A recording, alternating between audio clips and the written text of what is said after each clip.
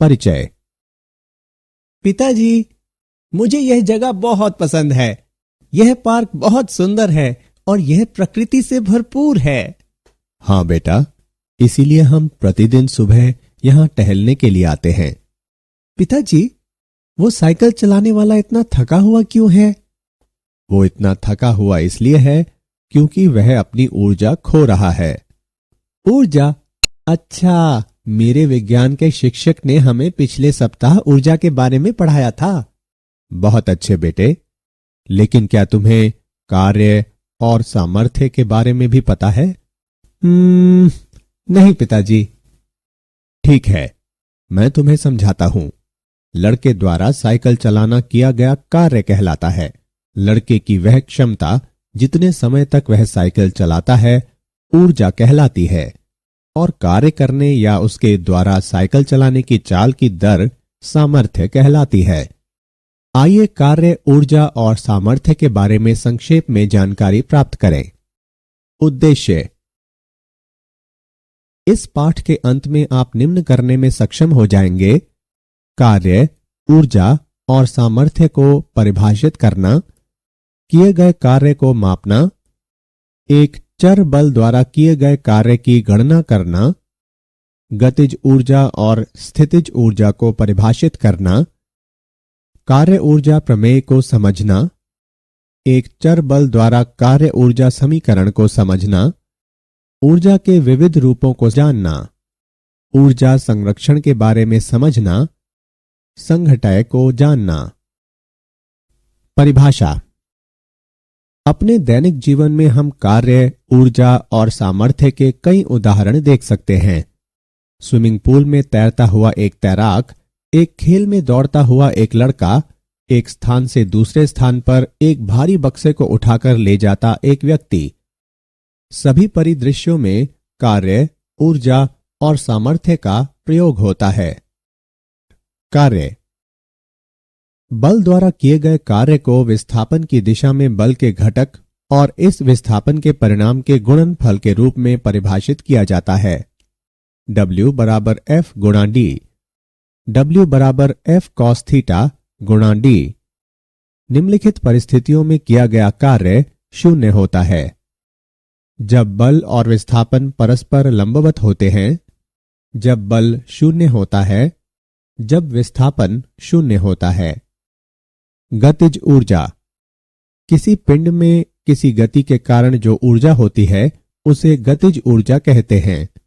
गतिज ऊर्जा बराबर 1/2 mv वर्ग। बहता हुआ जल, उड़ता हुआ पक्षी गतिज ऊर्जा वाले पिंडों के कुछ उदाहरण हैं। यह तार्किक है कि तेज चाल से गतिमान एक पिंड में धीमी चाल से गतिमान पिंड से अधिक गतिज ऊर्जा होनी चाहिए। उदाहरण। आइए गतिज ऊर्जा का एक उदाहरण लें। 10 किलोग्राम का एक पिंड विराम अवस्था में है जिस पर 40 न्यूटन का एक बल लगाया जाता है। 20 सेकंड के बाद पिंड द्वारा अर्जित की गई गतिज ऊर्जा की गणना करें। आइए हल देखें। दिए गए मान हैं m बराबर 10 किलोग्राम, u बराबर 0, f बराबर 40 न्यूटन, t बराबर 20 सेकेंड, v बराबर u प्लस at का प्रयोग करने पर हमें प्राप्त होता है v बराबर 80 मीटर प्रति सेकेंड। गतिज ऊर्जा बराबर 1/2 mv वर्ग। गणना करने पर हमें प्राप्त होता है गतिज ऊर्जा बराबर 32,000 जूल। एक चर बल द्वारा किया गया कार्य। जब विस्थापन डेल्टा x बहुत कम होता है तो किया गया कार्य डेल्टा W बराबर f of x delta x। क्रमागत आयताकार क्षेत्रफलों को जोड़ने पर किया गया कुल कार्य W लगभग f ऑफ x और डेल्टा x के गुणनफल की प्रारंभिक स्थिति xi से अंतिम स्थिति xf तक योगफल के बराबर है। सभी आयतों के क्षेत्रफलों को जोड़ने पर हमें प्राप्त होता है डेल्टा x टेंड्स टू 0 वक्र के अंदर क्षेत्रफल पूरी तरह से f ऑफ x द्वारा किए गए कार्य के बराबर है। कार्य ऊर्जा प्रमेय। किसी कण की गतिज ऊर्जा में परिवर्तन कुल बल द्वारा इस पर किए गए कार्य के बराबर होता है। Kf माइनस Ki बराबर W। Kf और Ki क्रमशः वस्तु की अंतिम और प्रारंभिक गतिज ऊर्जाएं हैं। कार्य का आशय बल और उस विस्थापन से है जिस पर यह आरोपित होता है। कार्य एक निश्चित विस्थापन तक पिंड पर बल द्वारा किया जाता है। एक चर बल के लिए कार्य ऊर्जा प्रमेय। यहां बल एक दिशा में सतत रूप में बदल रहा है। गणना करने पर dk बटे dt बराबर d बटे dt गुणा 1/2 mv वर्ग हम प्राप्त करते हैं। dk बटे dt बराबर f गुणा dx बटे dt। इससे प्राप्त होता है dk बराबर f dx। अब प्रारंभिक स्थिति xt से अंतिम स्थिति xf तक समाकलन करने पर हम पाते हैं kf माइनस kt बराबर कार्य। यही एक चर बल के लिए कार्य ऊर्जा प्रमेय है। कार्य ऊर्जा प्रमेय में समय अंतराल का समाकलन शामिल है। यह ध्यान रखना चाहिए कि यह अदिश रूप में है। स्थितिज ऊर्जा। पिंड की स्थिति या आकार के कारण इसमें जो ऊर्जा होती है उसे स्थितिज ऊर्जा के रूप में परिभाषित किया जाता है। उदाहरण के लिए बांध में संचित जल, एक पहाड़ी पर रखा पत्थर, धनुष की तनी हुई डोरी आदि। जब किसी पिंड को बिना त्वरण के जमीन से ऊपर ऊंचाई तक उठाया जाता है तो गुरुत्वाकर्षण के विरुद्ध कार्य किया जाता है और यह कार्य पिंड में स्थितिज ऊर्जा के रूप में संचित हो जाता है। अतः स्थितिज ऊर्जा बराबर mgh। अब पिंड को नीचे की ओर छोड़ा जाए तो इसकी चाल बढ़ती जाती है। जमीन से टकराने से ठीक पहले इसकी चाल v⁵ बराबर 2gh। इस समीकरण को इस प्रकार लिखा जा सकता है 1/2 mv वर्ग बराबर mgh। यांत्रिक ऊर्जा का संरक्षण। किसी निकाय की कुल यांत्रिक ऊर्जा संरक्षित रहती है यदि इस पर कार्य करने वाले बल संरक्षी हों। आइए इसे एक उदाहरण से समझें। विचार करें कि आरंभ में m द्रव्यमान का कोई पिंड जमीन से h ऊंचाई पर बिंदु B पर रखा है। B पर पिंड की यांत्रिक ऊर्जा है mgh। मान लें कि B से x दूरी पर एक बिंदु A है और यदि A पर पिंड का वेग u हो तो u वर्ग बराबर 2gx। A पर पिंड की यांत्रिक ऊर्जा बराबर A पर पिंड की गतिज ऊर्जा प्लस A पर पिंड की स्थितिज ऊर्जा। इसकी गणना करने पर हम प्राप्त करते हैं A पर पिंड की यांत्रिक ऊर्जा mgh है। यदि जमीन से टकराने से ठीक पहले पिंड का वेग v हो तो v वर्ग बराबर 2gh। यहां O पर पिंड की यांत्रिक ऊर्जा बराबर O पर पिंड की गतिज ऊर्जा प्लस O पर पिंड की स्थितिज ऊर्जा। इसकी गणना करने पर हम प्राप्त करते हैं O पर पिंड की यांत्रिक ऊर्जा mgh है। सभी उपरोक्त समीकरणों से स्पष्ट है कि किसी पिंड की यांत्रिक ऊर्जा इसके मुक्त रूप से गिरते समय संरक्षित रहती है। एक स्प्रिंग की स्थितिज ऊर्जा। जब किसी स्प्रिंग को बिना किसी त्वरण के फैलाया या संपीड़ित किया जाता है तो एक बाह्य बल द्वारा कुछ कार्य किया जाता है। यह कार्य स्प्रिंग में स्थितिज ऊर्जा के रूप में संचित हो जाता है। जब एक स्प्रिंग को फैलाया या संपीड़ित किया जाता है तो इसी प्रत्यस्थता के कारण स्प्रिंग में एक प्रत्यानयन बल उत्पन्न होता है जो इसकी लंबाई में परिवर्तन के अनुक्रमानुपाती होता है। प्रत्यानयन बल को इस प्रकार व्यक्त किया जाता है F अनुक्रमानुपाती x। F बराबर -kx, जहां k बराबर स्प्रिंग का बल नियंत्रांक है और ऋण चिन्ह प्रदर्शित करता है कि यह सदैव परिवर्तन की विपरीत दिशा में कार्य करता है। तब इसका क्षण आवश्यक बाह्य बल F बराबर kx इसकी लंबाई में और dx परिवर्तन करने में बाह्य बल द्वारा किया गया कार्य है। dw बराबर F सदिश और dx सदिश का डॉट गुणनफल, या dw बराबर kx dx। अब इसकी लंबाई में L परिवर्तन करने में बाह्य बल द्वारा किए गए कार्य की मात्रा W बराबर dw का समाकलन। इसकी गणना करने पर हम प्राप्त करते हैं W बराबर 1/2 KL वर्ग। तब स्प्रिंग की लंबाई में L परिवर्तन करने पर इसकी स्थितिज ऊर्जा है स्थितिज ऊर्जा बराबर W। स्थितिज ऊर्जा बराबर 1/2 KL वर्ग। ऊर्जा के विविध रूप। ऊर्जा कई रूपों में पाई जाती है जो एक से दूसरे में रूपांतरित हो जाती है। वे इस प्रकार हैं: ऊष्मीय ऊर्जा, रासायनिक ऊर्जा, विद्युत ऊर्जा, नाभिकीय ऊर्जा। ऊष्मीय ऊर्जा। प्राचीन काल में मानव पत्थरों को रगड़कर आग जलाया करते थे। यहां घर्षण द्वारा किया गया कार्य ऊष्मीय ऊर्जा के रूप में रूपांतरित हो जाता है। इससे पत्थरों की आंतरिक ऊर्जा बढ़ जाती है। जब पत्थरों का तापमान एक निश्चित सीमा तक बढ़ जाता है तो आग की एक चिंगारी उत्पन्न होती है। रासायनिक ऊर्जा। रासायनिक अभिक्रिया में भाग लेने वाले अणुओं की बंधन ऊर्जाएं अलग अलग होती हैं। एक रासायनिक अभिक्रिया सामान्यतः परमाणुओं की पुनर्व्यवस्था होती है। रासायनिक अभिक्रियाओं के दो प्रकार हैं: ऊष्माक्षेपी अभिक्रिया और ऊष्माशोषी अभिक्रिया। ऊष्माक्षेपी अभिक्रिया। इस अभिक्रिया में अभिकारकों की कुल ऊर्जा अभिक्रिया के उत्पादों से अधिक होती है और ऊष्मा मुक्त होती है। ऊष्माशोषी अभिक्रिया। इस अभिक्रिया में अभिकारकों की कुल ऊर्जा अभिक्रिया के उत्पादों से कम होती है और ऊष्मा अवशोषित होती है। विद्युत ऊर्जा।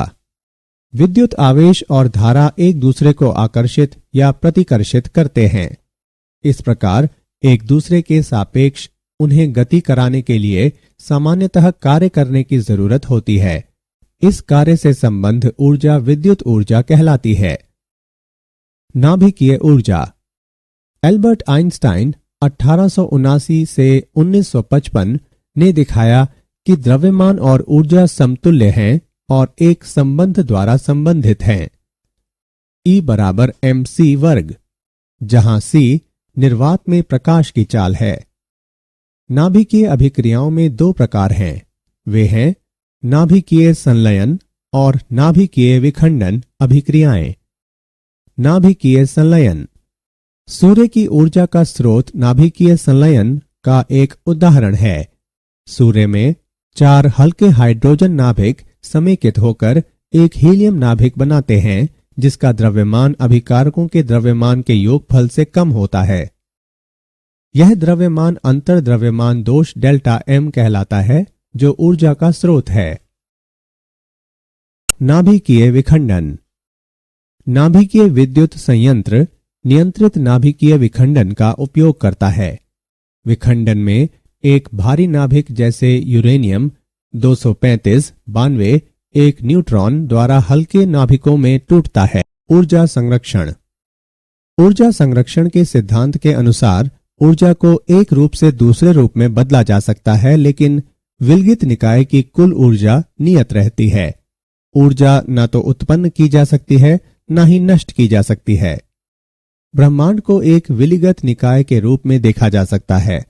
ब्रह्मांड की कुल ऊर्जा नियत है। यदि ब्रह्मांड का एक भाग ऊर्जा खोता है तो दूसरा भाग ऊर्जा की बराबर मात्रा प्राप्त कर लेता है। मूल्यांकन। आगे बढ़ने से पहले आइए देखें कि आपने कितना सीखा। सही विकल्प को उठाकर उसके संगत स्थान पर रखें। सामर्थ्य। किसी पिंड के सामर्थ्य को पिंड द्वारा कार्य करने की दर के रूप में परिभाषित किया जाता है। सामर्थ्य एक अदिश राशि है और इसे P से व्यक्त करते हैं। पिंड की सामर्थ्य P बराबर W/T। इसका SI मात्रक वॉट है। सामर्थ्य के सामान्यतः प्रयुक्त किए जाने वाले अन्य मात्रक किलोवाट या हॉर्स पावर अश्व शक्ति हैं। 1 हॉर्स पावर बराबर 746 वॉट। तात्कालिक शक्ति। इसे किसी विशिष्ट क्षण बहुत कम समय अंतराल में औसत शक्ति या सामर्थ्य के रूप में परिभाषित किया जाता है। संघटय। दो पिंडों के मध्य संघटय को बहुत ही कम समय अंतराल के लिए पारस्परिक अन्योय क्रिया की प्रक्रिया के रूप में परिभाषित किया जाता है, जिसके कारण संपर्क में आने वाले पिंडों की ऊर्जा और संवेग परिवर्तित हो जाते हैं। संघटय दो प्रकार का होता है। प्रत्यास्थ संघटय। यह संघटय का वह प्रकार है जिसमें निकाय का संवेग और गतिज ऊर्जा दोनों संरक्षित रहते हैं। अप्रत्यास्थ संघटय। यह संघटय का वह प्रकार है जिसमें निकाय का संवेग तो संरक्षित रहता है, जबकि निकाय की गतिज ऊर्जा संरक्षित नहीं रहती है। एक दिशा में प्रत्यस्थ संघटय। दो पिंडों के मध्य एक ऐसा प्रत्यस्थ संघटय है जिसमें संघटय के पहले और बाद में वे एक ही सीधी रेखा में गति करते हैं। दो दिशाओं में प्रत्यस्थ संघटय। यह प्रत्यस्थ संघटय का एक ऐसा प्रकार है जिसमें पिंड संघटय के बाद समान रेखा के अनुदिश गति नहीं करते हैं, लेकिन संघटय से पहले अपनी गति की रेखा वाले समतल में गति करते हैं। क्या आप जानते हैं, जेम्स वॉट एक व्यापारिक परिवार में पैदा हुए थे।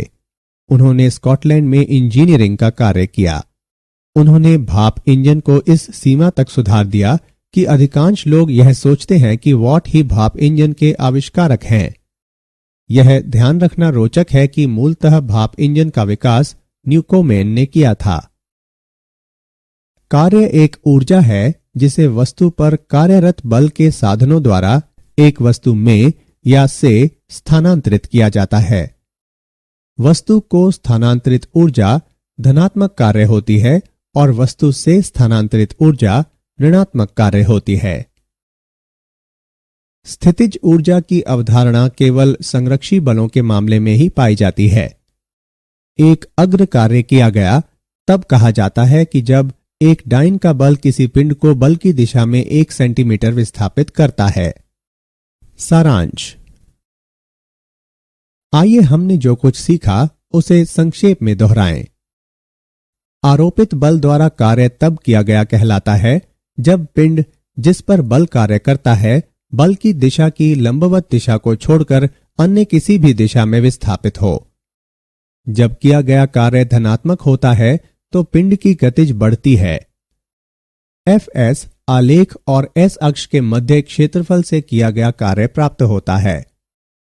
किसी अभिकारक का सामर्थ्य अभिकारक द्वारा किए गए कुल कार्य और इसके द्वारा लिए गए समय का अनुपात होता है। यह एक अदिश राशि है।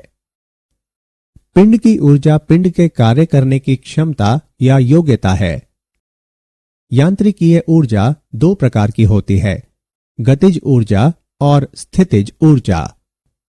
कार्य ऊर्जा प्रमेय के अनुसार किसी बल द्वारा किया गया कार्य पिंड की गतिज ऊर्जा में कुल वृद्धि के बराबर होता है।